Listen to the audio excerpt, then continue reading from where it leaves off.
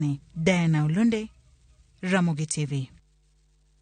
E weche mag pur ni jota chenro mano mar Seed Savers Network wayango yo manyasani mar simu midendo ni mobile app mar konyo jopur e timo uso mag kodhi mekgi.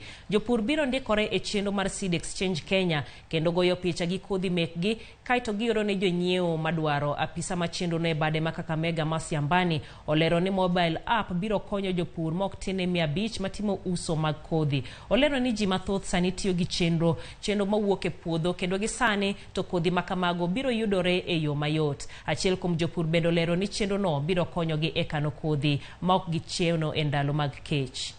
Utakapofika na inakuwa tempting sometimes, umeweka mbegu unakuwa na haja wacha nichukue kidogo nikule, unachukua kidogo unakula, inafika wakati wa kupanda hauna mbegu, ushaikula.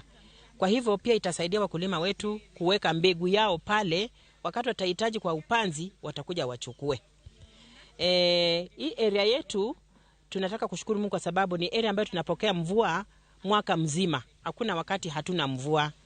Kwa hivyo wakati tutaanza ukulima huu ambao tunatarajia mvua wakati wowote, tutaweza kumanage mbegu zetu na seed bank yetu throughout the year bila kukosa seeds in the bank. Also launching our app, and this app is meant to help these farmers to market their indigenous seeds.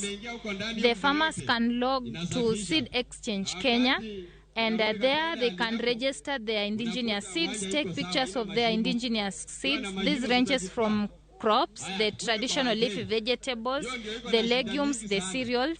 So they'll post their seeds there and their phone numbers, and any farmer or any consumer across Kenya can log into the app and purchase the seeds. They do the exchanges, buy and sell.